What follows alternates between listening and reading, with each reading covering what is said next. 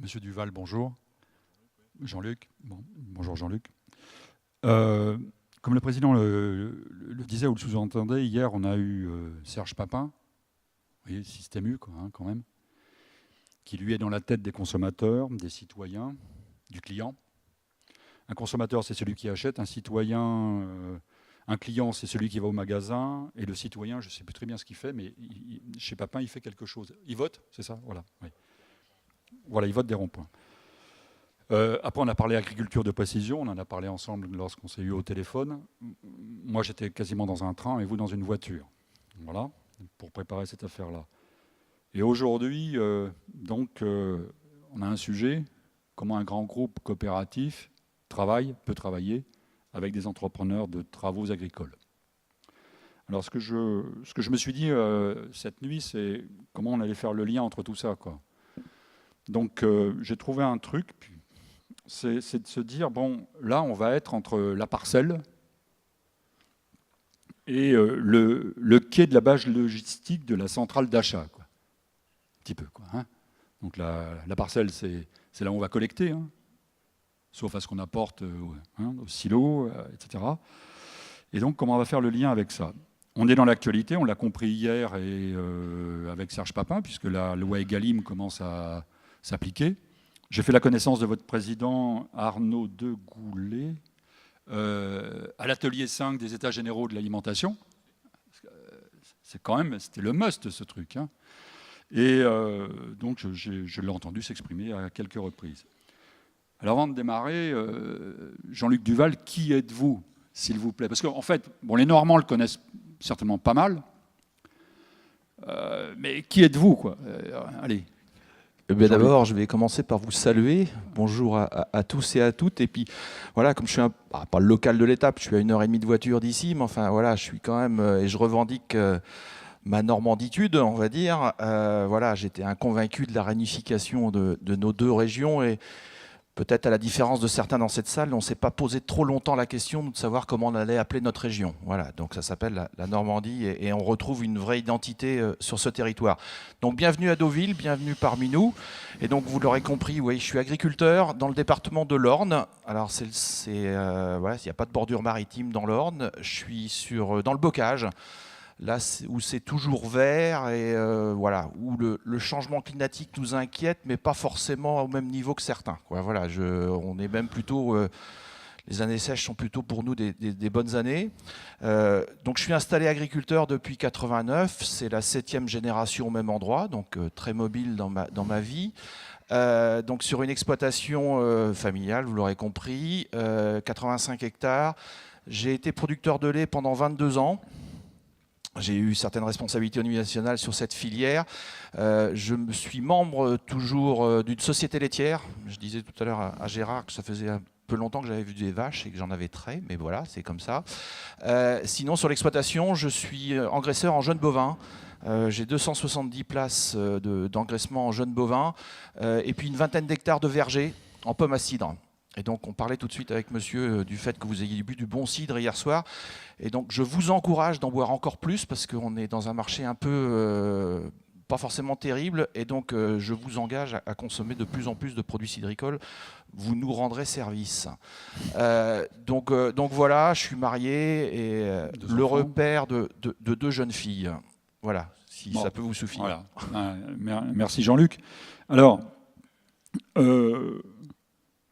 j'ai regardé, et puis on en a parlé, vous avez été président du CNJA. Donc la fibre, vous l'avez. Vous l'avez eu, vous l'avez. Voilà. De 2000 à 2002. En 2000-2002, il y avait Jean-Michel Lemétayer. Excusez du peu. Et comme ministre, c'est Jean Glavany, si je ne me trompe pas. Non ?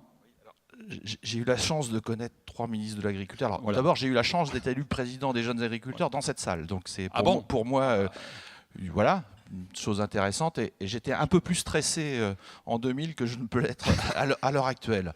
Oui, donc voilà, je suis un militant. Voilà, je crois à la profession agricole et je crois que mon exploitation ne s'arrête pas au bout de mon chemin et que j'ai envie d'aller un peu plus loin que cela. J'ai fait du syndicalisme agricole chez les jeunes.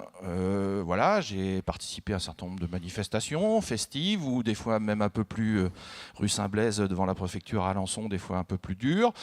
Mais voilà, j'ai ça de vissé dans le corps. J'ai été président des jeunes jusqu'à 35 ans et c'est posé à moi le fait d'arrêter les responsabilités ou de m'engager dans d'autres choses. Et à l'époque, la coopérative Agrial était présidée par quelqu'un de la Manche, par Gilbert Herp, qui est venu me chercher et qui m'a demandé, écoute, on a besoin dans une coopérative comme la nôtre de gens qui ont un petit peu d'expérience et donc veux-tu nous rejoindre? Et donc j'ai fait le choix d'aller dans l'économique. Et si vous en faites le rapport avec les ministres que j'ai connus, j'ai connu Glavany pendant, sur 24 mois, je l'ai connu 20 mois. J'ai eu 2 mois François Patria et 3 semaines Hervé Guémard. Et j'ai plus rencontré François Patria et Hervé Guémard que je n'avais rencontré Glavany comme ministre. Nos relations étaient tendues. Voilà, c'était, on n'a jamais réussi à se comprendre et c'était vraiment très délicat. Voilà. Alors, vous avez parlé de votre engagement vers Agrial. Est-ce que, on en a parlé au téléphone, est-ce que vous pouvez nous présenter assez rapidement Agrial aujourd'hui? Parce que Agrial en 2000, c'est 1,7 milliard de chiffre d'affaires. Oui. C'en est 5 aujourd'hui. 5,5. Pardon, excusez-moi. Non, 5,5. Non, voilà. Nos aînés, parce que moi j'ai pas fait partie de l'aventure de la fusion de nos 3 coopératives presque bas normandes, puisque Agralco qui était dans la Manche avait un petit bout en Ille-et-Vilaine et dans la Mayenne. Ouais, à un moment donné, les responsables de ces coopératives, alors pour des raisons de vision, mais des fois aussi de temps en temps quand on fusionne dans la coopération, c'est que les comptes financiers sont pas forcément extraordinaires. Donc a été décidé de fusionner l'ensemble de ces 3 COP, donc Agralco, Copcan et Orcal. Et c'était pour moi visionnaire, c'était de garder un centre de décision, un siège social dans notre région. Voilà, vous avez vu ce que la coopération agricole fait depuis une vingtaine d'années. Vous êtes tous issus des territoires et vous avez vu ce que ça peut donner sur le terrain. Donc voilà, Agrial est devenu un pôle de restructuration. Donc, alors le chiffre d'affaires c'est une chose, mais bon. Quand on regarde le résultat, on minimise un peu les choses, puisqu'on fait tout juste 1% de résultats sur chiffre d'affaires. Donc voilà, ça fait manier beaucoup d'argent pour pas forcément faire des résultats extraordinaires. Et quand on va en dehors du cercle agricole, ou qu'on parle avec un certain nombre d'industriels ou de filières ou au niveau national, on nous regarde avec des grands yeux en disant si peu que cela. Et vous avez reçu tout ce travail pour 1%. Voilà, vous avez reçu Serge Papin hier. Bon, voilà. Ouais. Alors maintenant qu'il y a une certaine liberté de parole et qui maintenant n'est plus aux affaires, donc donne un certain nombre de leçons. Sachant que quand il était président de Système U, il y avait les propos de tribune et puis il y avait les propos de négociation dans les box en verre avec ses collègues. C'était des fois un peu punchy. Il nous a dit aussi que c'était une coopérative, Système U. Oui, tout à fait. Ah non, mais Leclerc en est une aussi. Enfin, moi, j'ai pris une leçon de coopération par Michel-Édouard Leclerc au Canada, au Congrès mondial des COP. Bon, on était dans la salle, nous les Français, c'est vrai que ça nous... voilà, on était un peu tendus, quoi. Donc, mais ce sont aussi des systèmes coopératifs. Sur Agrial, donc on ne va pas s'arrêter au chiffre d'affaires. Donc c'est 13 000 adhérents qui sont propriétaires, qui ont du capital social dans cet groupe coopératif qui est organisé surtout sur l'ouest de la France, mais pas que, puisque une fusion avec une autre coopérative, alors qui était une filiale de 7 coopératives, qui est le groupe Eurial, qui était sur la Vendée, principalement Loire-Atlantique. Vous collectez du lait en Vendée, paraît-il, oui, c'est bien ça? En Deux-Sèvres, voilà, en Haute-Vienne. On est aussi dans le bassin rhodanien, puisqu'on a 150-200 adhérents qui font du lait de chèvre sur cette zone-là. Donc, je l'ai dit, 13 000 adhérents. C'est un groupe qui est... on va dire, leader national au niveau de la coopération agricole, avec une forte volonté de développement, alors ce qui pose de temps en temps des discussions assez fortes avec nos adhérents, entre nous, sur le fait qu'il est clair que les comptes d'exploitation d'un certain nombre d'agriculteurs sur le terrain ne sont pas forcément au beau fixe. Le prix du lait est pour nous quelque chose de permanent de discussion. J'étais à une réunion chez moi il y a 2 jours où c'était assez punchy sur le sujet. Et c'est comment on équilibre entre les besoins de nos adhérents et de la juste rémunération de leur travail et le fait que la coopérative continue à exister et aussi se développe pour amener de la richesse à ses adhérents. On est organisé en 5 branches au niveau de la coopérative. Il y a la branche d'origine, qui est la branche agricole. La coopération agricole, c'est fédéré à un moment donné. Les paysans se sont fédérés à un moment donné parce que en face d'eux, ils avaient des gens pas forcément très honnêtes et que de temps en temps, dans l'engrais, on trouvait autant de sable que d'engrais. Donc, ils se sont dit peut-être qu'on fasse quelque chose et qu'on aille jusqu'au bout. Donc, c'est tout ce qui est les métiers agricoles. Une petite, je dirais, qui est dans la branche agricole, ce sont nos magasins. On a 280 magasins. La maison.fr, on vient de changer de nom. Donc 280 magasins sur notre territoire. Et donc la plupart de nos adhérents ont un site de proximité de la coopérative à 15 ou 20 km de chez eux. Donc c'est très important pour nos adhérents de garder de la proximité agricole. Et en même temps, on fait du business avec des non-agricoles qui sont bien sympathiques de venir dans nos magasins en milieu rural, mais qui en trouvent un service et qui trouvent au niveau local, dans des endroits où on ne peut pas avoir de Leroy Merlin ou de Delbar ou autre, on a la maison.fr. Les 4 autres branches, c'est des branches agroalimentaires. Voilà, c'est le fruit de l'histoire. Une branche qui a permis, l'ancien président d'Agrial disait que c'était la quille du bateau Agrial, c'est la branche légumes. J'espère que vous consommez tous de la salade Fleurette. Alors peut-être que vous en avez dans votre jardin, mais de temps en temps, vous n'en avez pas forcément. Et donc, je vous engage à consommer de la salade Fleurette.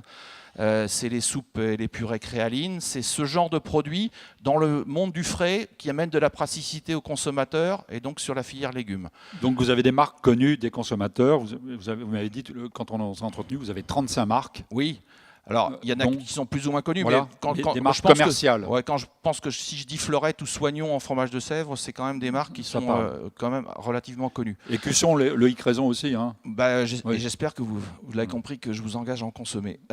Donc, la branche légumes, je l'ai dit, la branche lait, alors qui est une branche assez récente dans la coopérative. Nous, les Normands, on avait une coopérative qui s'appelait l'Union laitière normande pour un certain nombre de... Voilà, qui était un des fleurons de la coopération agricole française dans les années 80. Exact. Qui n'a pas connu une belle fin. Non. Puisqu'on a fait le constat que les paysans n'étaient pas aptes à gérer cette structure. Alors c'était un peu particulier parce que le directeur général était nommé en Conseil des ministres. Hein. Donc oui, c'était un énarque, voilà, si je ne me trompe pas. Voilà, c'était toujours un énarque. Il y avait tellement d'argent bruxellois et de l'Europe qui passait par rapport au stock d'intervention, que ce soit de beurre et de poudre, que l'État s'est imposé aux agriculteurs la direction générale. Donc voilà, ils ne sont pas tous faits pour faire de l'économique. Donc ça, alors on ne fait jamais faillite dans la coopération agricole. Hein. On fusionne, on trouve des solutions. Et donc là, c'est le groupe Bongrain qui a repris toutes les activités industrielles et les agriculteurs n'ont gardé que la collecte laitière. Donc au niveau de la clé. Et dans les années 2005-2010, assez régulièrement, Agrial se pose des questions par rapport à son avenir. Et on avait fait le constat, et ce n'était pas difficile à faire, que 80% de nos adhérents étaient des producteurs de lait. Pas forcément dans la coopérative Agrial, mais étaient des producteurs de lait. C'était les moments de discussion au niveau européen d'arrêt des quotas laitiers. Les quotas laitiers ont permis de garder la production laitière en France et de garder un nombre d'agriculteurs relativement important, mais ils ont figé pendant une trentaine d'années la production laitière, puisque les références étaient attachées au foncier, et donc l'économie n'a pas agi sur le fait qu'à un moment donné, quand vous regardez les productions que vous avez dans vos régions, il y a eu des concentrations de certaines productions, des arrêts à certains.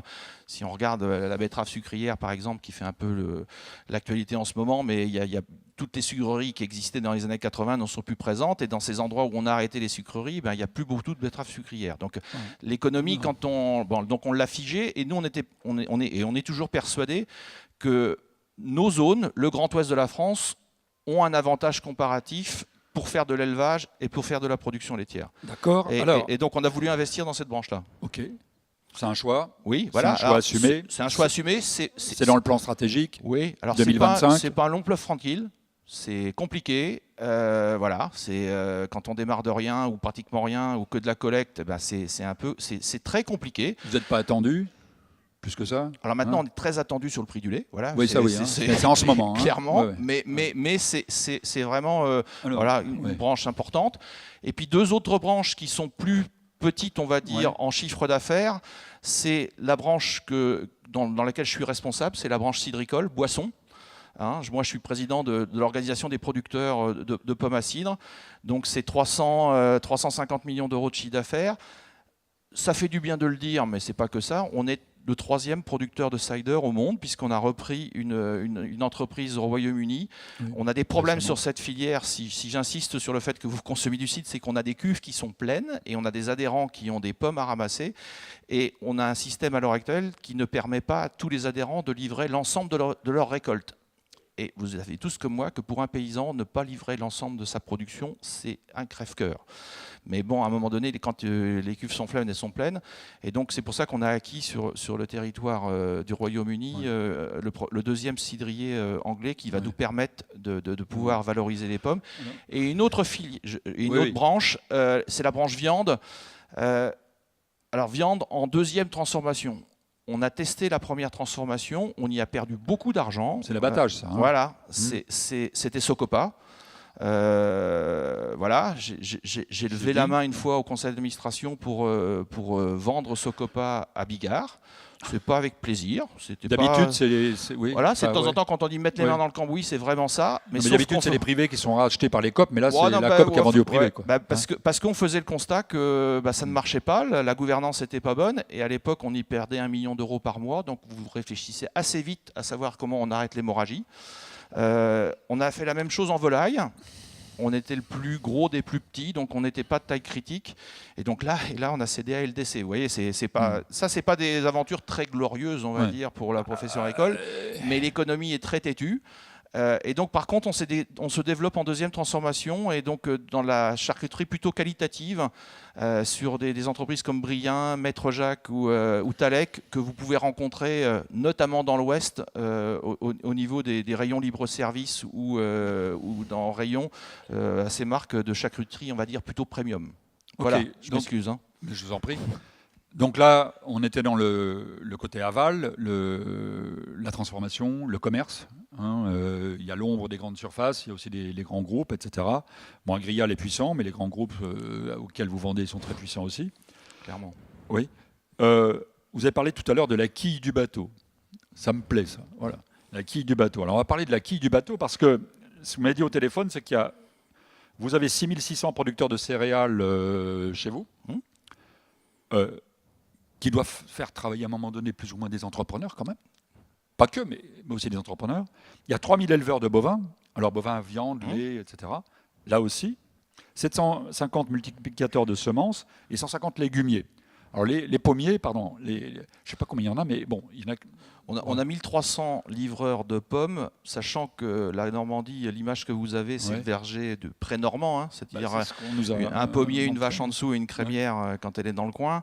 Voilà, mais c'est une image d'Épinal. Enfin, voilà, ça reste un verger présent sur le territoire, mais par contre, on a plutôt 400 producteurs spécialisés qui ont des vergers, du foncier consacré à la production cidricole. Donc, sachant que si on additionne le tout, ça fait plus que le nombre d'adhérents par définition, puisqu'on peut être producteur de lait et de pommes. Vous êtes en zone de polyculture élevage. Quoi. Voilà, donc avec des spécialisations fortes, mais de la polyculture. Alors si on est là ensemble, c'est pour se dire, voilà, Agrial en est à la 2e année, me semble-t-il, de l'application de son plan stratégique 2025. Et en étant là, c'est de se dire un peu comment c'est en train d'évoluer sur la quille du bateau. La quille, c'est 1,5 milliard quand même de chiffre d'affaires, si je ne me suis pas trompé. C'est ce qu'on avait dit. Ça, sur 5,5. Donc, et la quille, c'est de l'engrais. Allez, on y va. C'est des phytos. C'est des semences. Voilà. Et donc là... Et de l'alimentation animale. Et de l'alimentation animale. Et de l'alimentation animale. Donc ça, c'est un sujet où, entre une coopérative qui est une coopérative de collecte, qui est une coopérative d'appro, et aussi une coopérative avec un nombre de filiales commerciales très important, c'est quand même ce qu'intéresse à la base les agriculteurs, vous l'avez dit, mais aussi les entrepreneurs. Alors, on va mettre un peu les pieds dans le plat, puisque dans le plan, vous dites que vous voulez vous développer dans le bio. hein, et qu'il n'y a pas assez de bio, c'est dit. Ça a été dit au Mans, si je ne me trompe pas. Donc il faut que ça carbure un peu de ce côté-là. Vous dites aussi que vous voulez du sans alors je cherche mes papiers, sans résidus. Zéro pesticide, voilà, sans résidus. Enfin, il y a plusieurs appellations, mais en gros, ça tourne au truc. C'est pas bio, mais c'est quand même sans résidus. C'est surtout. Alors, il y a une phrase qui nous motive matin, midi et soir chez Agrial, c'est vendre pour produire. Voilà. C'est-à-dire qu'on ne met pas en production des choses, ou on essaie de ne pas mettre en production des choses que le consommateur ne veut pas acheter. Vous pouvez faire le plus gros cercueil à 2 places, le marché est assez limité. Oui, vous l'avez dit au téléphone. Voilà, non mais j'aime le dire parce que c'est une image, voilà. Et donc, il faut qu'on soit à l'écoute du consommateur. Alors, vous l'avez dit, le consommateur, il est zappeur, il confond. Alors, il est citoyen. Alors, en tant que citoyen, il tient certains propos. Puis après, quand vous allez voir son caddie en grande surface, c'est complètement à l'envers de ce qu'il a pu déclarer auparavant. Clairement, c'est un animal qui est difficile à saisir. Et vous avez reçu hier Serge Papin, qui a une connaissance beaucoup plus fine que nous du consommateur, avec nos cartes de fidélité. Il sait exactement, parce que comme on ne change pas complètement de crèmerie tous les jours, il sait exactement dans nos ménages quelle est la physionomie, ce qu'on consomme à l'année, le nombre de... Quel jour, voilà, quand est-ce que vous faites vos courses, à quel moment vous faites vos courses. Enfin voilà, ils ont une vraie base de données extraordinaire. Il a du data, lui. Il a du data. Clairement. Hein. Mais nous aussi, on en a du data, Jean-Luc. Oui, alors, comment mais on sur fait, les consommateurs, un peu moins. Donc, mais on va revenir aux producteurs. Il est de notre devoir d'envoyer les bons messages pour la mise en production. Oui. C'est-à-dire que voilà, on doit être attentif. Alors, on a nos productions de base locales. L'agriculture, c'est quand même quelque chose, c'est une économie lente. Hein. Enfin, les retours sur, c'est pas à vous que je vais expliquer que les retours sur investissement, c'est quand même relativement lent. Donc, on essaie d'insuffler un certain nombre de choses. Vous parlez du bio. J'ai tenu des propos de tribune il y a 10 ans sur la production cidricole en dissuadant mes collègues producteurs de pommes de faire du bio parce qu'il n'y avait pas de marché ou peu de marché en cidre bio en France. Sauf qu'on a fait l'acquisition entre-temps d'une entreprise aux États-Unis, en Californie, qui fait du jus de pomme, du vinaigre et de la compote en pommes bio. Et ce qui est extraordinaire, c'est que c'est à 11 000 km de là, mais qu'on y envoie des concentrés de pommes pour faire du vinaigre de cidre bio là-bas. Eh bien, on a ouvert à ceux qui le souhaitaient le fait de pouvoir faire de la production cidricole bio, et on a à peu près 30% de notre surface de verger qui est en bio à l'heure actuelle.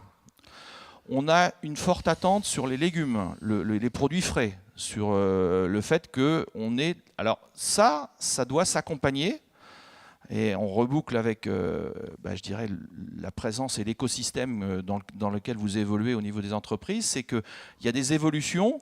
On a parlé tout à l'heure vous parlez de produits phytosanitaires. C'est vrai qu'on est aussi très interrogé, nous, la profession agricole, sur les sujets, les sujets diméthoate, métam-sodium et autres.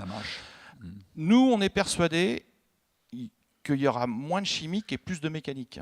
Voilà, ça commence à parler, parce qu'il est 10h30. Ah ben moi, je réponds aux questions. Plus de mécanique que de chimique. Allons-y. Oui. Non, mais on le teste. On voit bien qu'un certain nombre de... Je vais prendre un exemple. J'ai croisé Hervé Gobert tout à l'heure dans la salle, qui est entrepreneur, mais qui est aussi avec moi au niveau de l'OP Pomme à Cidre. On teste dans notre filière un système de brosse qu'on passe sur les vergers, qu'on appelle l'éclairval, qui doit nous exonérer de l'intervention chimique pour faire tomber des pommes. Le pommier, c'est un peu têtu. Une année, ça fait des fruits, une année, ça fait du bois. Et nous, on veut des fruits tous les ans. Donc l'année où il y en a trop, il faut en faire tomber. Et l'année où il n'y en a pas assez, il faut alimenter l'arbre pour qu'on ait des bons La nature est mal faite. Elle est bien faite à son niveau. Son temps n'est pas le nôtre. Voilà, c'est comme ça. Donc on essaie de travailler avec ça. Et donc on a investi dans une start-up il y a 4 ans sur le sujet pour travailler ce sujet-là et pour adapter cette machine-là à nos vergers. Donc voilà, ça commence à être au point. On a quand même essuyé un certain nombre de plâtres, mais moi j'aimerais, alors il faut qu'on aille jusqu'au bout, mais vendre plutôt des heures d'intervention d'éclairval, puisqu'on appelle ça l'éclairval, plutôt que des bidons de phyto. Bon, voilà, c'est des choses comme ça. C'est des choses comme ça. Et je pense, moi, que ce genre d'outil n'est pas... Enfin, il n'y a pas capacité à investir ou alors d'avoir une dimension de verger suffisamment importante pour l'amortir. mais d'avoir personnellement cet outil-là. Donc il y a deux solutions. Ben voilà, qu'on connaît dans la région. Hein. Enfin, vous avez dit que certains adhérents faisaient appel à l'entreprise et à d'autres choses. Je fais partie de ça, n'est-ce pas, Papy, d'agriculteur qui est adhérent à une CUMA et qui fait aussi intervenir des gens très bien d'ailleurs sur mon exploitation. Bon, voilà, et je pense que ça. Et là, c'est tout. Et j'ai vu que vous aviez mis votre congrès sur le thème de l'innovation. Clairement, on est dans ce genre de choses où il y a énormément de choses sur le terrain. Par contre, c'est vrai que c'est pas abouti. Voilà, mais enfin, moi, j'étais tout gamin chez moi quand les premières ensileuses ont fonctionné. Quand on voit la productivité qu'on avait, enfin, que mon père avait, puisqu'il était chauffeur de la CUMA à l'époque, ce qu'on faisait par jour et ce qu'on fait à l'heure actuelle, c'est quand même un peu différent quand même. Hein. Mais vous partagez quoi avec la CUMA aujourd'hui là? Allez. Vous partagez des repas, vous partagez avec une CUMA des charges, vous partagez. Oui, ben non, mais je veux dire, dans l'ouest de la France, on a plutôt des exploitations de petites, de moyennes, même si on a restructuré et autres. Donc, les agriculteurs sont habitués à déléguer une partie de leur travail. Soit par un système de CUMA, soit par un système d'entreprise. Se dire ça, et ça cohabite. Bon, voilà, de temps en temps, ça frotte aux frontières parce que bon, voilà, faut se parler un peu. Mais c'est quelque chose qui est très habituel. Et on le voit bien. Enfin, on essaie d'évoluer ensemble. Je vais prendre un exemple. Je suis aussi dans une réflexion. Enfin, c'est maintenant plus une réflexion, dans une unité de méthanisation collective au niveau local. Ça fait 10 ans qu'on est sur le sujet, donc on commence à remplir là dans les semaines qui viennent. Donc ce n'est plus un projet, c'est vraiment une réalité. Et on est à la recherche de biomasse au maximum. Je fais du maïs ensilage, mais je fais aussi de l'ensilage d'épis. Eh bien, on a testé cette année le fait de pouvoir enrouler des cannes de maïs pour pouvoir servir de biomasse au méthaniseur. Ça, vous ne me l'aviez pas dit au téléphone que vous étiez casier maintenant. J'ai appelé Papy pour savoir comment est-ce qu'on pouvait. Et puis voilà, on a testé la chose. Voilà. Bon. Alors, vous nous avez expliqué que chez Agrial, on vend ce qu'on a produit, on ne produit pas, disons, puis ensuite on vend. C'est ce qu'on essaie de faire. Donc il y a les signaux du marché. Quand on voit les états généraux de l'alimentation, les signaux du marché ont été envoyés directement par le président de la République. Vous ne faites pas de bio, il n'y a pas de cochon bio en France, etc. etc. etc. Bon, le phyto, il faut peut-être vous arrêter, la protection de l'eau, etc. Donc les signaux, ils viennent de l'État, ils viennent du marché. Puis ça descend, c'est les signaux descendants, c'est top, down, on dit, hein, c'est ça. Et puis en bas, on est dans le champ, on est dans la parcelle. Alors il y a celui qui vend les phytos, il y a celui qui vend l'engrais, il y a celui qui vend les semences. Et puis il y a l'agriculteur, il y a la CUMA, il y a l'entrepreneur. Comment est-ce qu'on peut arriver à faire un bout de chemin ensemble de ce côté-là en se disant que... on a parlé, Serge Papin a beaucoup de données numériques du consommateur. Les machines des entrepreneurs, elles ont des données, ça dégueule de données numériques. Vous, dans la collecte, etc., dans la pro, vous avez des données numériques.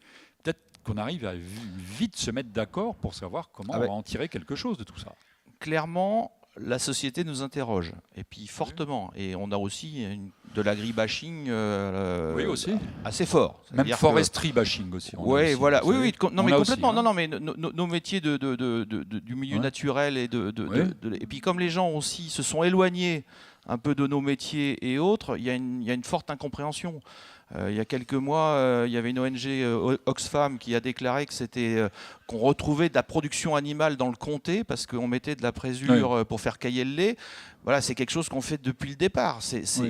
Mais vous voyez la déconnexion qu'on peut avoir avec nos métiers. Oxfam, c'est bien l'ONG qui a été mise en cause en Afrique. Voilà, et puis c'est aussi bien l'ONG qui est présidée en France par une ancienne ministre du logement. C'est bien ça. Exactement. Non, mais on est bien. Et puis quand on regarde les sources de financement, on peut se poser des questions. Voilà. Mais on va être vite d'accord entre nous, parce que on est un peu endogène enfin voilà, on est un peu consanguins tous ensemble. Enfin, sur nos métiers. Oui. Moi, je pense franchement que oui, comme on est un peu agressé par l'extérieur, il faut absolument que l'ensemble de la profession agricole, les différents, je dirais, partenaires et autres, se mettent autour de la table, et pas simplement pour des discours de tribune et autres, et il faut qu'on avance sur le sujet. moi, je souhaite qu'on ait un travail. Mais on fait déjà, il y a déjà des partenariats qui existent. Si on parle au niveau de la coopérative, sur du travail à façon fait par les entrepreneurs pour répandre des produits vendus par la coopérative et du rendu racine. Voilà, des choses comme ça. Il faut sûrement qu'on évolue sur les sujets, sur la connaissance de notre milieu. C'est vrai qu'on a... Parce que on a aussi des fois trop de données, tu l'as donné, parce que c'est-à-dire qu'on ne sait pas trop quoi prendre et puis quelles sont les données importantes pour notre structure et autres. On a suffisamment de jus de cerveau dans la maison pour faire fonctionner les choses. Sauf qu'on souffre tous de la petite cabane chacun chez soi. On dit que voilà, mieux un petit chez soi qu'un grand chez les autres. Mais quand on regarde la coopération, les consulaires, tout le monde veut garder un petit peu le leadership. Les corps intermédiaires. Je pense qu'on a largement de quoi. Mais c'est qui prend l'initiative. Voilà. Le premier pas. Voilà. Qui prend l'initiative et comment et quelle stratégie on a, parce qu'on peut se dire qu'on s'aime tous et puis on va vite tomber d'accord, mais ça va pas produire grand chose quoi. Oui, l'amour platonique ne produit pas grand chose. Voilà. Ouais. Donc là vous me prenez un peu au dépourvu parce que on est là, on est à Deauville, le 21e arrondissement de Paris, comme ça a été dit hier. On est quasiment consanguin, j'aime bien ça parce que on est entre nous quoi. On est entre nous. Dans le 15e arrondissement, on est aussi entre nous avec Jean-Marc Moumin qui est là. Jean-Marc Moumin. Il n'a pas beaucoup de cheveux, il a des lunettes, vous savez, très en haut là. Et quand on est en groupe de travail sur les phytosanitaires à la DGAL, nous on est d'un côté de la table. Et en face, on a COP de France, FNA, INVIO. Et alors on est d'accord sur certains trucs, mais il y a des trucs sur lesquels on n'est pas du tout d'accord. Donc voilà, alors ça, il faut qu'on arrive à... Mais je pense qu'il y a plus de choses qui nous rapprochent que ce qui nous divise. C'est ça qu'il faut de temps en temps regarder. Oui. Non, très politique, vous voyez. Non. Non, très agricole. Oui. Donc... mais merci de l'avoir dit, je le crois profondément. C'est bien en pratiquant ce que pratiquent nos amis germains, Groupir, qu'on va s'en sortir. Faut qu'on soit tous conscients qu'on est... Alors, c'est pas la guerre, mais on est fortement agressé, oui, on est secoué. Remis en cause. La remise en cause, c'est perpétuel. Enfin, je veux dire que c'est normal. Et puis on a des modèles. C'était tellement facile. Enfin, voilà, il y a des choses de facilité. Allez, dans les années 92, là, quand vous êtes installé. Non, mais si je regarde mon père qui a commencé sa carrière chez nous, c'est des chevaux qui tiraient les charrues. Qui en fin de carrière venait avec moi dans un tracteur climatisé. Vous voyez un petit peu le changement qu'il y a eu dans une seule génération, ce qu'il a pu connaître avec des facilités. C'est vrai que ça nous remet largement en cause sur nos pratiques. Et quand je vous disais plus de mécanique, moins de chimique, c'est comment on fait intervenir ça, plus de robotique. Alors, quand on pose la question que fait Agrial, c'est qu'on essaie de consacrer une partie de notre richesse dans des startups. On est au capital de Nayo Technologies pour voir un petit peu. C'est Toulouse, Nayo. Voilà, pour voir un petit peu ce qui se passe. Vous l'avez vu, la culture légumière. Voilà. On a des multi-chapelles. Et puis comment on peut diffuser ça grandeur nature. Tout à fait. On a tout un réseau d'agriculteurs et on appelle ça le réseau grandeur nature. Parce que vous avez plein de choses qui marchent en laboratoire et sur une paillasse, mais par contre quand vous faites ça au champ, c'est à la parcelle. C'est un peu plus délicat. Donc on teste un certain nombre de choses dans les exploitations en acceptant avec des conventions avec nos adhérents pour vraiment pouvoir diffuser des données. On a rencontré le fondateur de WeFarmUp, Laurent, qui nous a présenté un peu Laurent Bernet, un adhérent EDT du Gers. Voilà, pour voir un petit peu... Laurent le sait bien, il n'a pas inventé quelque chose, il a numérisé et facilité ce qu'on appelait les cercles d'échange dans certaines zones. Enfin, vous avez un département chez nous dans l'Eure, la présence CUMA est un peu moins forte, mais le cercle d'échange, ça fait longtemps, ça fait des décennies que le cercle d'échange est très vivant. Ouais. Et donc voilà, donc c'est comment on fait ça. On est très interrogé par nos adhérents sur la main-d'œuvre, très interrogé. On s'est refusé, pour l'instant, au niveau d'Agrial, de rentrer dans la fourniture de main-d'œuvre, sur le site, faut voir le site d'Agrial, j'y ai été parce qu'il faut se documenter quand même. Et les sites, aujourd'hui, c'est un excellent moyen de savoir ce qui se passe dans une entreprise, parce que des fois, ils lâchent des trucs qu'ils ne devraient pas lâcher. Mais enfin bon, dans ce cas présent, ce n'était pas le cas. Mais le nombre de postes que vous proposez à l'intérieur de la coopérative, ouais. C'est un enjeu. Enfin, il y a les offres, il y a le descriptif et tout. Beaucoup sur disons le côté commercial, sur le côté transformation, etc. J'ai vu beaucoup moins de postes sur la quille. Dans la quille, apparemment, c'est dans la soute. Là, il y a moins de. Si, on est très alors la main-d'œuvre, c'est dans les exploitations agricoles. Oui, bien sûr, j'ai compris. Mais aussi dans nos structures. Alors si vous fournissez la main-d'œuvre demain, c'est pas la peine, quoi. Les ETA, c'est plié. Nous, on fournit la main-d'œuvre et la machine. Je veux dire, parce que si on va jusqu'au bout, à la limite, pourquoi on a des paysans sur le terrain et on pourrait très bien nous avoir des fermes, des grandes fermes au niveau de la coopération, et puis comme ça nous simplifierait les assemblées de section. Il y a un grand président de la coopération qui dit ça à l'est. C'est le vent d'est, ça. Bah, nous, dans l'ouest, on pense un peu différemment. Voilà, c'est peut-être mon côté un peu militant qui ressort, même si ce président, si je vois qui c'est, il a été aussi dans les jeunes agriculteurs à une époque. C'est lui. Bon, voilà, c'est lui, d'accord. Nous, on considère qu'il doit y avoir des paysans sur notre territoire responsables de leur exploitation agricole et autres. Après, c'est comment on organise tout ça. Je vous l'ai dit, on est très interrogé par un certain nombre on a des productions qui sont très gourmandes en main-d'œuvre. Si je prends les légumiers, par exemple, ils ont des pointes de main-d'œuvre et autres. On considère que la profession agricole a déjà organisé un certain nombre de choses, des groupements d'employeurs et tout ça, et qu'on n'a pas à aller sur ce terrain-là. Voilà, Agrial, il faut qu'il fasse des choses, mais il ne faut pas qu'il fasse tout. Voilà, il faut qu'on laisse aussi vivre l'ensemble, mais on doit être attentif à ça. On est interrogé, et puis peut-être qu'un certain nombre d'entre vous dans la salle le font, par certains agriculteurs qui des fois ont une exploitation ou des fois héritent d'une exploitation alors qu'ils ont un autre travail salarié, notamment dans des productions grandes cultures et autres, et qui font faire du travail à façon. Voilà, c'est quand même quelque chose de relativement important. La totalité de la mise, je dirais, du travail de l'exploitation. Mais par contre, on est très attentif à ça parce que nous on investit dans de l'industrie, dans des usines. Il faut qu'on ait de la production agricole à mettre dedans. Hein. Donc, parce qu'à un moment donné, si l'économie agricole ne va pas, on peut très bien se retrouver avec des entreprises, des belles marques, et puis plus de paysans au bout, quoi. Hein. Donc, il faut faire très attention. Et il y a toute une réflexion sur le sujet. Soit elle est faite sur le terrain et les agriculteurs s'adaptent, comme on a toujours su le faire. Hein. Enfin, voilà, on est des fois un peu rétifs au changement et conservateurs dans le monde paysan, mais la paysannerie s'est quand même largement adaptée depuis de nombreuses années. Donc voilà, c'est ça. Mais je sais, moi je souhaite, Agrial est organisé par région, hein, c'est-à-dire que tout n'est pas centralisé à Caen. On a des structures régionales qui existent. 400 implantations. Oui, mais là on a 18 régions, on va passer à 14. On va passer à 14 sur le fait qu'on doit peut-être au niveau local avoir plus de relations avec les entrepreneurs de travaux agricoles que vous êtes. Dans le Calvados, j'ai regardé dans le plan stratégique, on n'y est pas. Mais là, finalement, il s'adapte aussi le plan stratégique un petit peu, quoi. Non, on n'a pas volonté de tout résoudre dans le plan stratégique, mais c'est vraiment l'adaptation de l'agriculture. Vous avez donné un certain nombre de données. Quand on dit moins de pesticides, je vous explique un peu les choses et tout. Voilà. Il est clair que il y a des choses qu'il va falloir sur lesquelles. Le plan stratégique, c'est le plan stratégique d'Agrial, c'est pas le plan stratégique des exploitations agricoles. Loin de nous.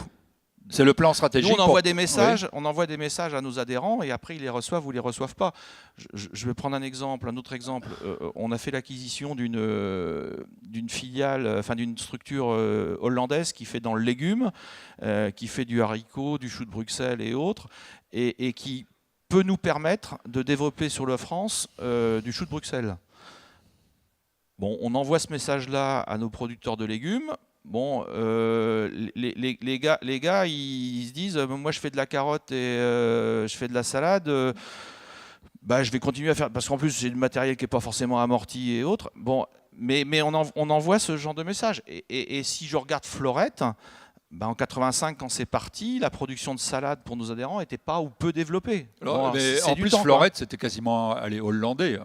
Non, c'était Eric ouais, parce que le monsieur s'appelait monsieur Eric Bauer, mais c'était un. Mais nous, on n'a rien inventé à Grial. Hein. Nous, voilà, quelqu'un avait inventé, il avait pas le cash ou la volonté de développer, et on a développé ce genre de choses. Mais ça a commencé dans un hangar. Hein. Enfin, voilà. Bill Gates aussi, hein. On l'a vu hier. Bon, alors on n'a pas. Je vous ai parlé des taux de rentabilité, on n'est pas pareil. Peut-être le mot avant. J'imagine que vous avez des questions, je l'espère. Le mot, c'est un peu l'idée, c'est prenez contact avec Agrial là où vous êtes. Non, mais nous, on doit être proactif. Je dirais qu'il y a des moments comme ça. Voilà, votre congrès chez nous fait poser un certain nombre de questions. On a été interrogé sur le partenariat, on a discuté un petit peu, et ça provoque des discussions ça sert aussi à ça. C'est pas simplement de visiter une belle région. Ça sert aussi à ça, et il est clair que on s'est reposé un certain nombre de questions. Je ne sais pas si Philippe nous a rejoint, le président de la région là où vous êtes, la région Pays d'Auge. Je vous ai dit que le Calvados avait une habitude plus prégnante de travail ou au moins de rencontres avec ces ETA. Il faut sûrement qu'on le développe un peu plus. Alors, si l'initiative n'est pas prise à notre niveau, soyez initiateurs dans vos régions où Agrial est présente pour qu'on puisse le faire. Merci Jean-Luc. Vous pouvez l'applaudir? Non? Allez. Vous êtes poli, c'est bien. Non, il faut. Alors, je ne sais pas s'il y a des micros dans la salle. Non. Allô, les organisateurs? Allô? Oui. Help. Alors, oui. Oui. Ah. Bon. Alors voilà. Merci. Non, il marche pas le mien. Oui. D'accord. Non, mais c'est pour. Enfin bref. Voilà, vous avez un micro là. Merci Jean-Luc, merci de ton intervention, merci d'avoir répondu présent. J'ai peut-être une question mais je sais que tu vas savoir répondre, je sais que tu vas être à l'aise pour répondre. Tu as bien évidemment entendu parler de la séparation de la vente et du conseil. Donc là je voudrais vraiment ton avis là-dessus. Et deuxième question, est-ce que tu vois éventuellement dans cette... Enfin déjà, tu vas répondre à la première. Et puis, est-ce que tu vois éventuellement une prospection ou une ouverture pour nous, entrepreneurs, dans sans vouloir prendre votre travail, bien évidemment. Mais déjà, la première question, qu'en penses-tu? Êtes-vous prêt à répondre à ça? Si j'ai bien compris, il y a une séparation obligatoire capitalistique aussi dans cette orientation. Après, est-ce que ça va être un bien, un mal pour l'agriculteur final? Ça, j'en laisserai le temps y répondre. Mais voilà, je voudrais ton avis sur cette question. C'est vraiment un sujet d'actualité. Il est clair que ça va changer notre modèle économique. Sur les coopératives céréales à pro, ça va changer le modèle économique. Alors, on n'est pas au bout de l'ordonnance. Elle est pas, il y a un certain nombre d'allers-retours sur le sujet. On a eu une ordonnance avant les fêtes qui nous a fait bondir sur le sujet. Donc, évidemment qu'on a réagi à notre niveau. Parce qu'il y a deux méthodes qui s'affrontent. Il y a une méthode de dire qu'il faut du conseil indépendant. Il ne faut pas que ce soit les vendeurs qui vous conseillent parce qu'ils vont vous vendre de la soupe de façon obligatoire au niveau des agriculteurs. Et puis de l'autre côté, vous avez une partie de la population, et notamment les nouveaux députés qu'on a à l'Assemblée nationale, qui sont sur une méthode pharmacien-médecin. Pour faire une ordonnance et puis pour après aller chercher l'application. La seule différence, c'est que le malade ou les choses à intervenir, ce sont des propriétés de professionnels, puisque nous on a été formés. Enfin, à l'école quand même, pas aussi longtemps que certains, mais et puis j'essaie de me former assez régulièrement, donc je connais à peu près mon exploitation et je m'amuse pas à balancer comme ça parce qu'un matin ça m'a pris des produits phytosanitaires. Donc c'est toute cette dualité qui existe, mais clairement le modèle économique qu'on connaît dans la coopération où le conseil était payé par l'APRO, c'est fini. Voilà, il faut qu'on se le dise. Ça nous fait plaisir ou pas plaisir, mais c'est fini. Après, il n'y a plus de promo. Il y a tout un. Alors, il y a les 3 R. Alors, après, ce que ça donnera financièrement chez le paysan, je ne suis pas sûr que ça soit positif. Voilà. On a vu les grandes, parce que nous, on est en contact avec les grandes firmes phytosanitaires qui nous ont expliqué que les remises, les rabais, les ristournes, c'était fini. C'est la loi qui l'explique, Jean-Luc. Oui, d'accord, mais ils ont bien compris. C'est-à-dire qu'à un moment donné, notre pouvoir de négociation, avec, puis en plus quand on voit les groupes qu'on a en face de nous, est un peu diminué pour négocier l'achat des produits phytosanitaires.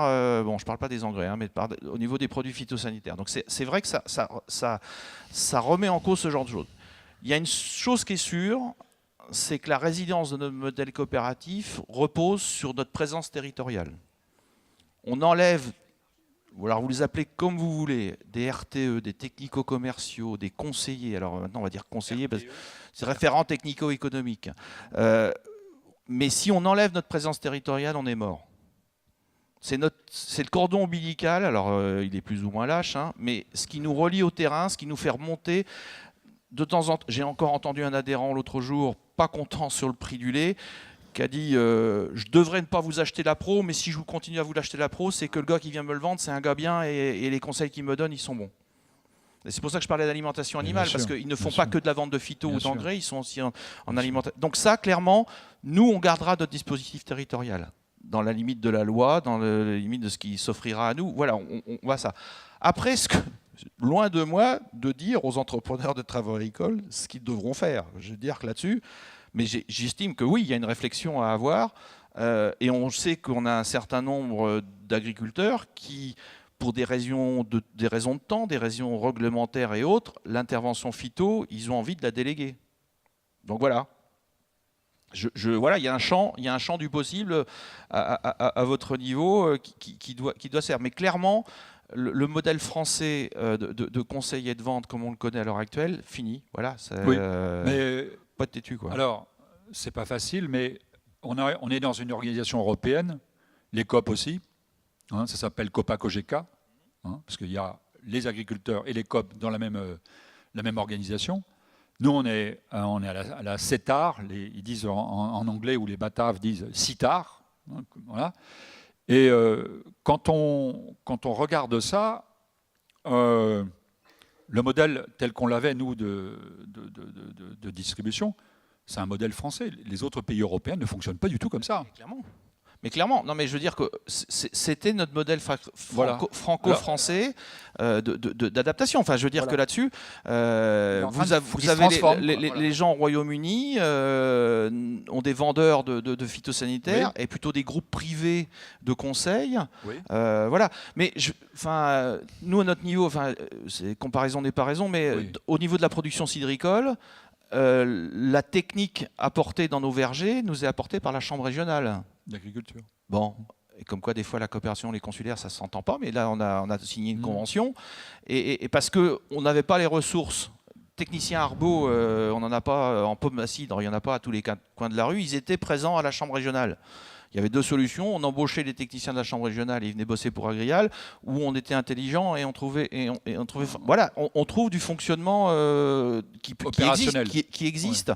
Ouais.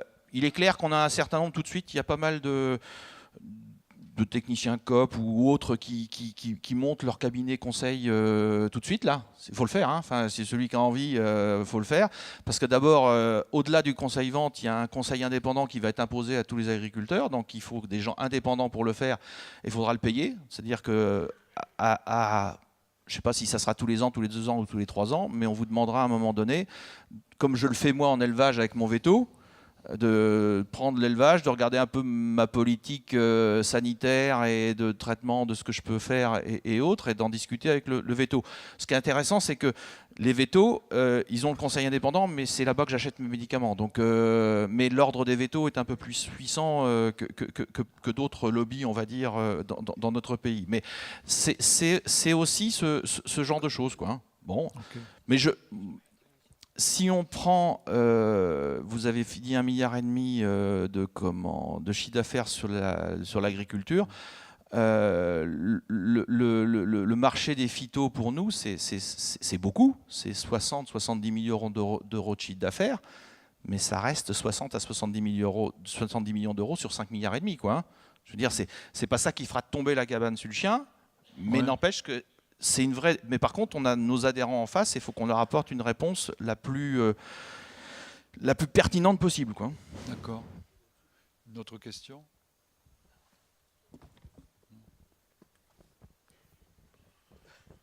J'ai pas vu. C'est qui ?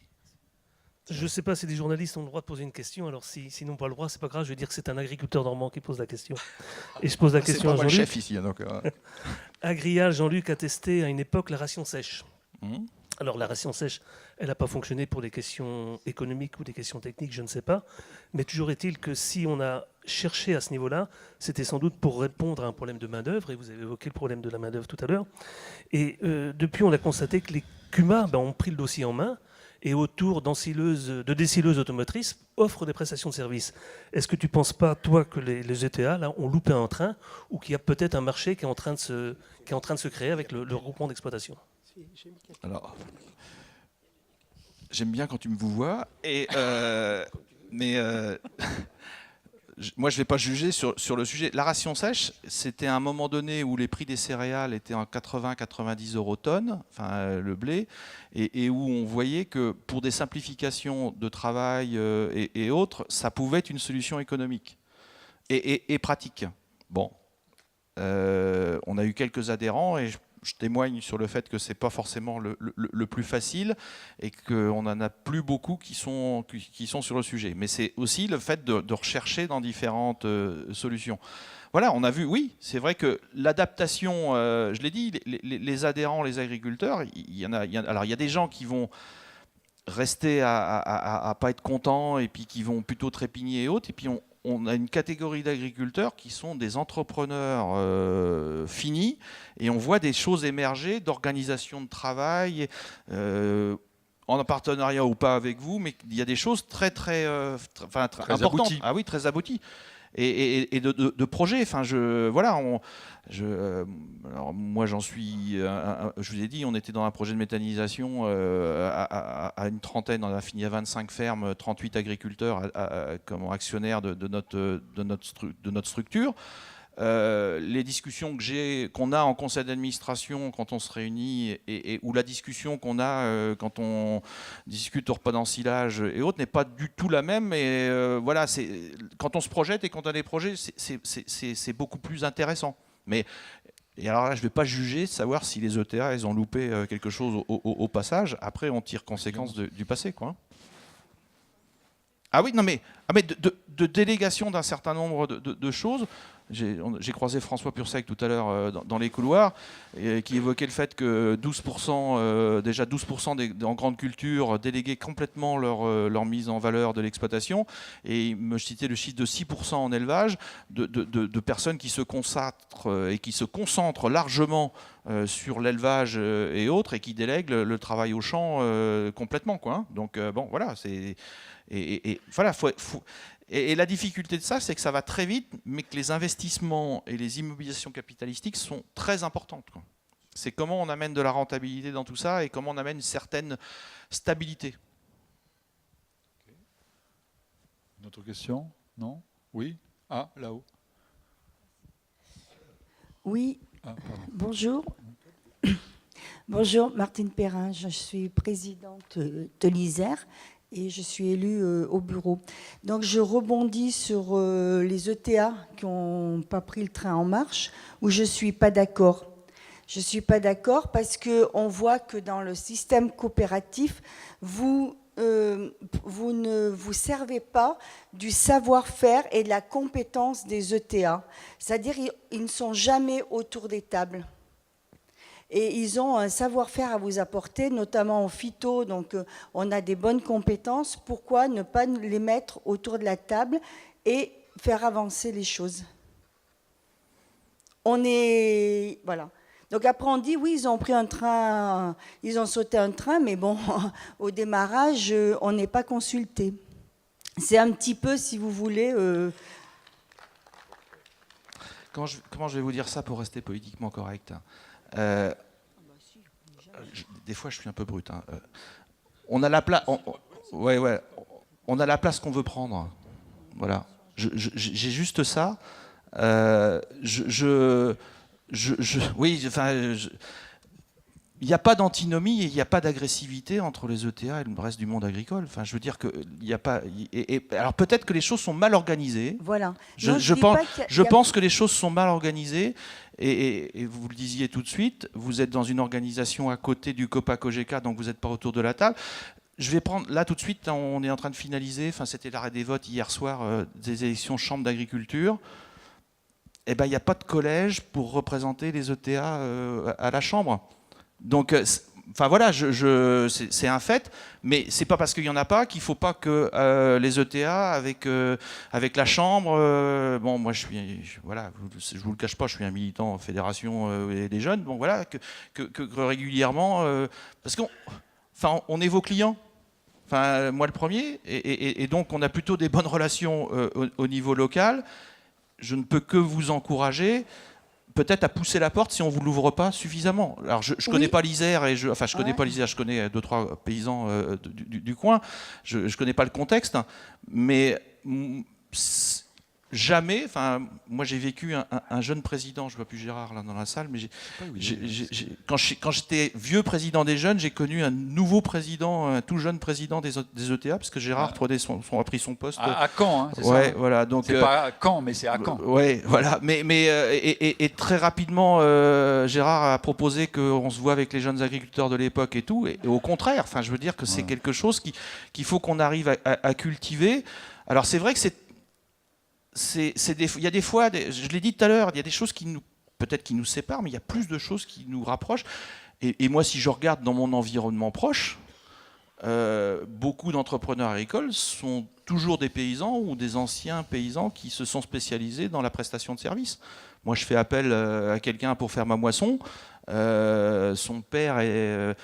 voilà, dès qu'il y a eu de la mécanisation dans les années 70, c'est la même maison qui vient battre à la maison. Et Gérard avait une ferme, et maintenant c'est Yannick qui vient, et son frère Laurent est agriculteur. Enfin, je veux dire que voilà, c'est juste ça que je veux dire, et complètement. Et quand moi je vois le niveau de technicité, le niveau de matériel, et aussi les salariés que vous pouvez avoir, il y a intérêt qu'on se serve de tout cet environnement-là. Ça serait du gâchis que de ne pas essayer de nouer un certain nombre de partenariats. Voilà, c'est tout ce que je peux dire, moi. Bon, merci. Une question. Oui, Régis Massé, président des Côtes-d'Armor, et puis aussi au Bureau national. Dans les propos de Martine, en fait, c'est pas vis-à-vis de vous, agriculteurs ou jeunes agriculteurs ou chambres, parce que je pense que ici, si on est déjà dans la salle, c'est qu'on se bouge, et dans nos régions, on va aussi aux réunions. Mais la problématique peut être par rapport à la coopérative proche, parce que en fait, il y a une limite entre nous sur la partie technique. C'est-à-dire qu'on amène des choses, on va dire, à l'agriculteur. Et dans la structure coopérative, il y a aussi les gens qui amènent les mêmes choses. Et donc, ça veut dire que des fois, on a des discours. Donc, nous, on parle du discours humain avec l'agriculteur, en disant, bah, tiens, moi, je peux te proposer tel type de semis, ou ainsi de suite, ou autre. Enfin, voilà, hein, des choses que vous devez connaître avec vos prestataires. Et puis, de l'autre côté de la barrière, certainement le technicien qu'on connaît aussi, hein, qu'on côtoie, voilà, lui, il va dire, mais moi, mon avis, c'est plutôt de mettre tel type de choses et autres. Et donc, du coup, commercialement, on devient, on n'ose pas trop. Alors, moi, je sais que j'ai de bonnes relations avec nous, c'est la grosse coopérative Triskaïa et la grande coopérative. Voilà. Ouais. Donc on travaille avec, mais c'est vrai que des fois sur certains sujets on se borde vraiment. Voilà, c'est à qui va donner le plus gros coup d'épaule pour voilà. Mais c'est vrai qu'avec nos clients on reste proche, mais où là, par rapport à la table ronde qu'il y a eu hier sur l'agriculture de précision, là, il y a des sujets, alors séparation du conseil et de la vente, là, il y a encore un gros sujet, mais sur l'agriculture de précision, il y a certains entrepreneurs qui sont partis dans des techniques, et on a une impression, en fait, voilà, qu'on marche un peu sur les plates-bandes de la coopérative, en fait, ou de la réflexion générale de la coopérative. Voilà. Non, mais Sur des techniques, hein, je parle Ouais, sur ouais. des techniques. Mais c'est vrai si on y va jusqu'au bout, on est collègues néanmoins concurrents. Voilà. Bon, ben voilà. Donc c'est un peu tout ça. Mais enfin, après, faut pas parler de la coopération en général. Il y a un certain nombre de coopératives qui existent avec peut-être des philosophies un peu différentes. Mais moi, je ne sais parler que de ce que je vis. Si vous avez calculé mon nombre de places, 270 places sur 85 hectares, et dont 20 hectares de verger, bon, faut juste être un peu intensif pour nourrir tout ce monde-là.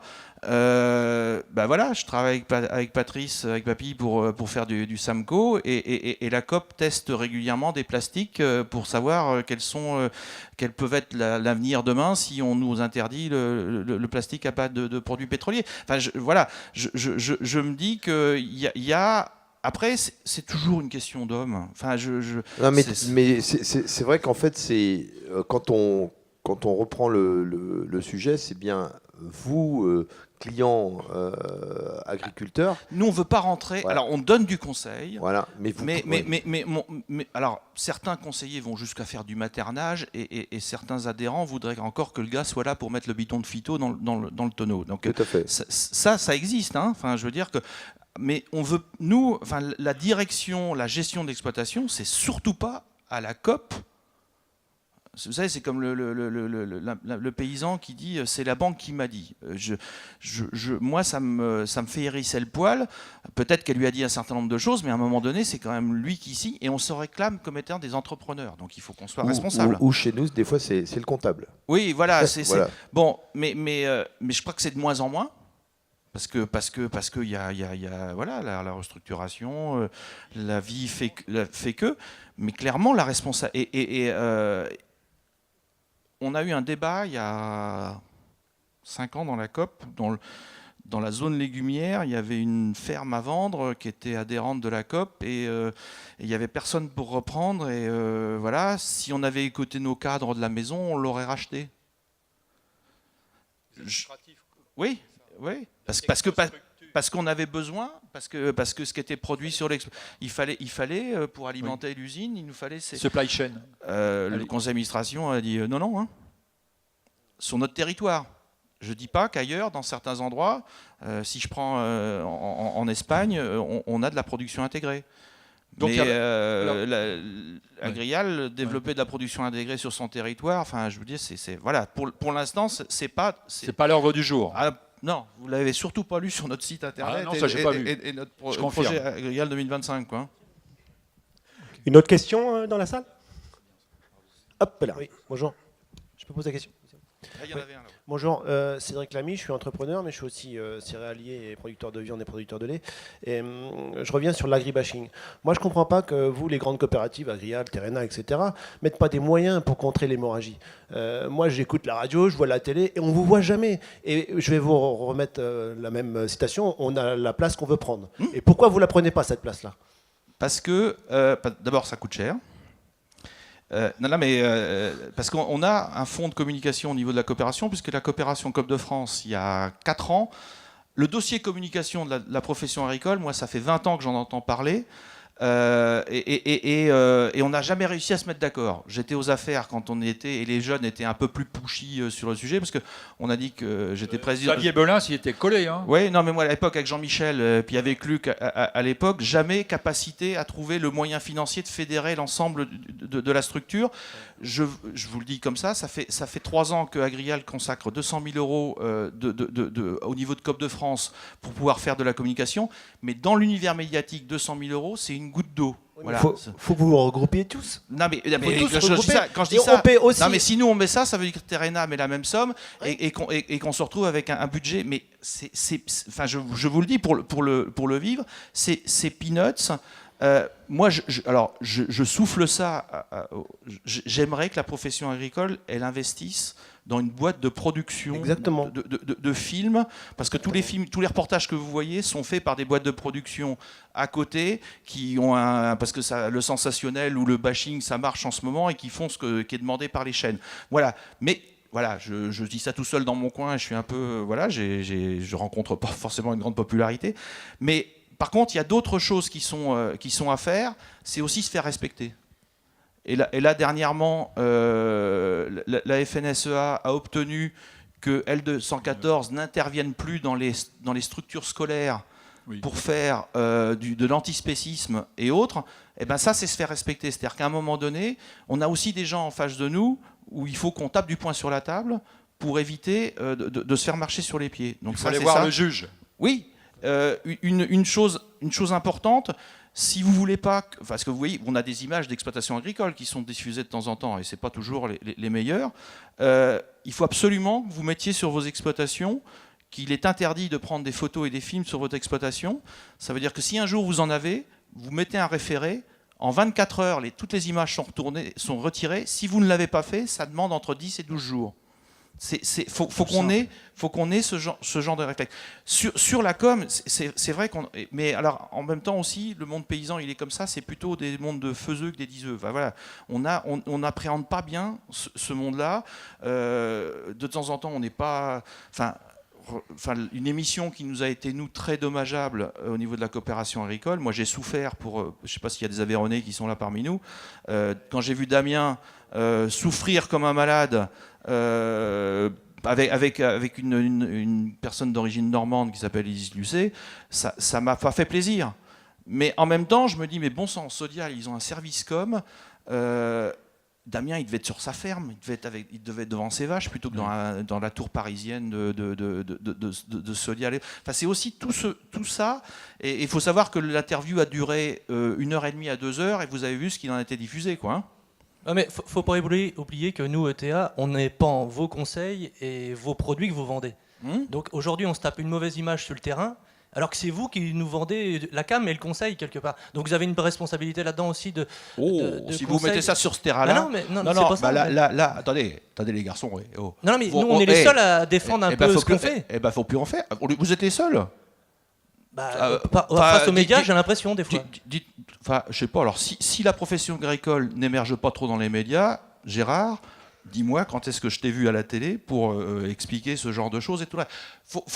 Alors si on va sur ce terrain-là, on va pas forcément s'entendre. Si vous faites ça, c'est qu'à un moment... Et il faut arrêter d'en dépendre si ça vous pose problème. Hein.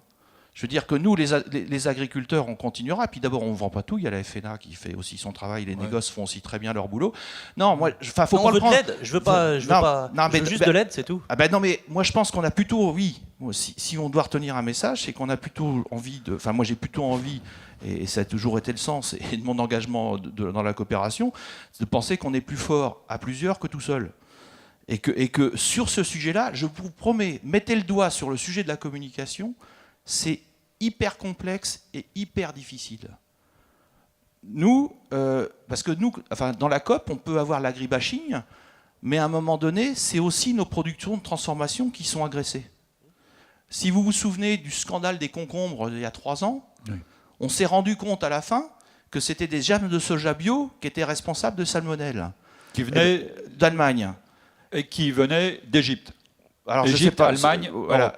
Voilà. Eh ben, je peux vous dire que pour les producteurs de concombres de l'époque, ça a été une catastrophe. Et je sais pas, et nous, on surveille ça comme le lait sur le feu, de savoir... D'ailleurs, nos adhérents nous demandent régulièrement, mais pourquoi vous ne mettez pas que nos produits, c'est issu d'une coopérative qui s'appelle Agrial?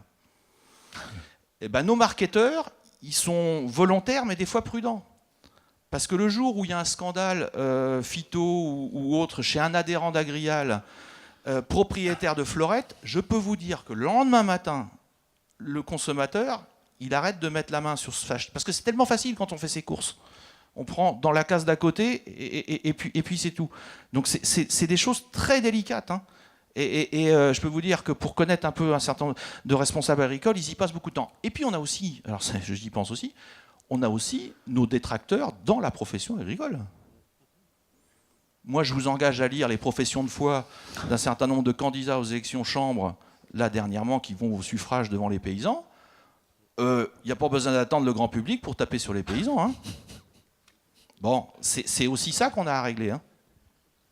Enfin, c'est quand même un grand malaise, parce que ce que vous dites, j'ai entendu chez Terrana aussi, vous avez peur de votre marque, c'est-à-dire que vous avez peur de vos produits, vous avez peur qu'il y ait un scandale. Et ça, c'est un grand malaise agricole. Et moi, ça me fait peur tout ça. C'est vraiment très grave ce que vous dites. C'est pas qu'on a peur de notre marque, c'est que du jour au lendemain, vous pouvez perdre, Je suis d'accord. 50%. Je suis Imaginez, d'accord. vous perdez 50% de votre chiffre. Parce qu'un jour, vous avez dit à un gars un peu dur, enfin, vous faites du commerce, hein, vous avez dit à un adhérent, un de vos clients que ça allait pas et tout, et le gars, il arrive à emmener 20% de votre chiffre d'affaires.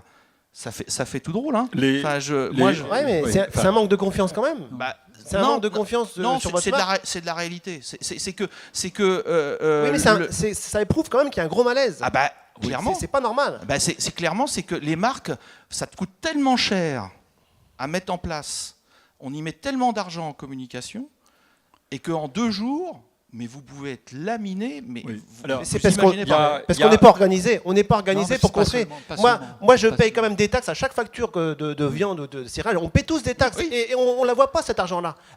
Non, on la à voit Terbel- entre nous ici, mais c'est que dalle. Il faut la voir, c'est au niveau national. Il faut Oui, qu'il y ait des gens ah bah- qui nous représentent au niveau de la télé, de la radio, etc. On voit personne. Bon, les communications interbev dernièrement télévisuelles qui étaient faites, parce qu'il y a quand même pas mal de spots télé qui ont été faits. La production laitière, Le CNIEL, le CIDIL autrefois, comme en beurre ordinaire. Enfin, regardez un peu. Pendant des années, les médecins du CIDIL se sont battus contre la margarine pour expliquer que le beurre c'était bien et tout le reste. Qu'est-ce qui se passe à l'heure actuelle ?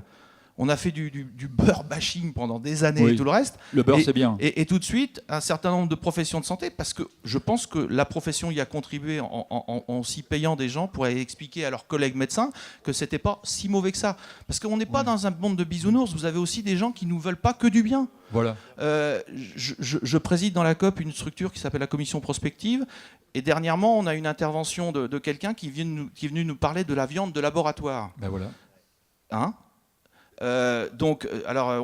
autant des jus végétaux, enfin on peut pas dire du lait végétal, on dit des jus végétaux, mais sur la viande, ils ont gagné la bataille de la sémantique, parce que c'est vraiment du tissu, mais c'est multiplié en laboratoire.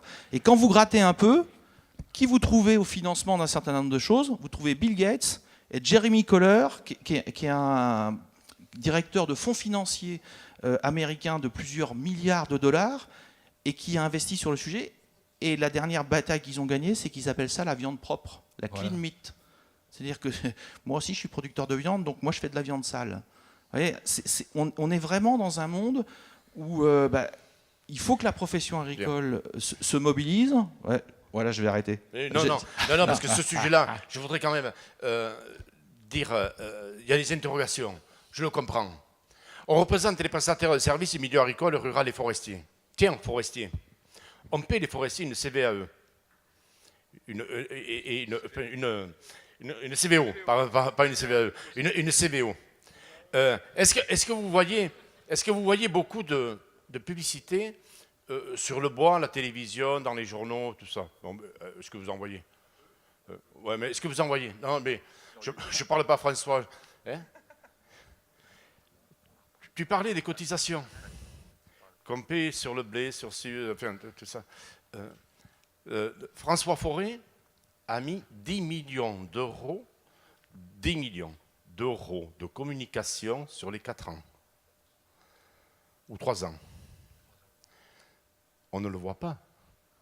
On n'en a pas l'impression. Parce que vous-même, il n'y en a aucun qui a dit oui, j'ai vu de la communication sur le bois à la télévision.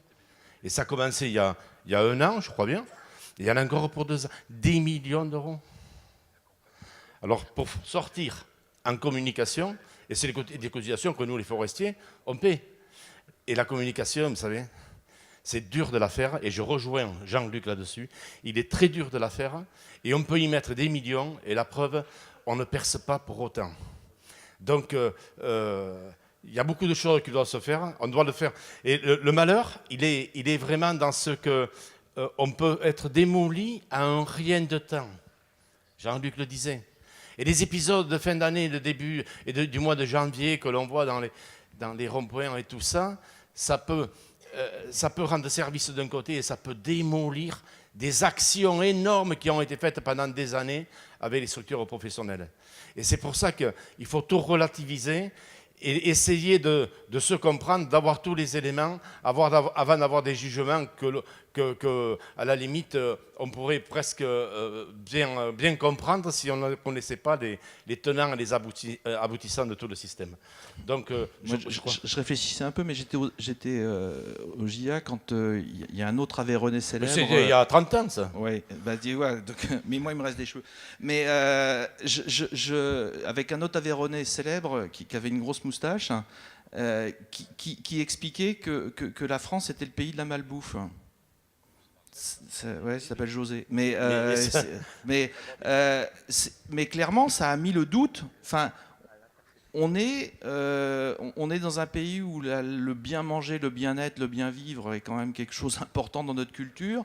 On est un jardin, c'est-à-dire que si je regarde les productions ensemble du territoire, c'est exceptionnel. Et on envoyait le message qu'on était le pays de la malbouffe. Et qui était relayé régulièrement par les médias. Un épiphénomène. Ici, on n'est pas loin de l'Angleterre, le Brexit. La semaine dernière, j'ai eu des journalistes au téléphone qui voulaient absolument que me faire dire que le Brexit, c'était une catastrophe. Mais je disais, on ne connaît pas les règles du jeu. Comment vous voulez me... Eh ben, on n'a pas été retenu pour faire le reportage parce qu'on n'était pas catastrophiste et on n'était pas dans le fait du truc qui se vend. Voilà. Et pas dans le flux. Mais moi, j'en veux pas aux médias. Je veux dire, c'est le reflet de notre société. Clairement, ils sont à l'image de ce qu'on peut être. Hein.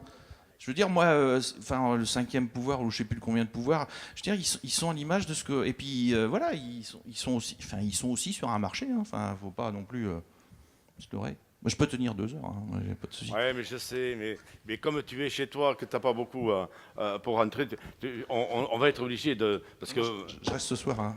Ouais, non, mais comme moi, j'ai beaucoup de chemin pour rentrer, je voudrais finir le congrès à l'heure. Donc, moi, je tiens... Applaudissez Jean-Luc.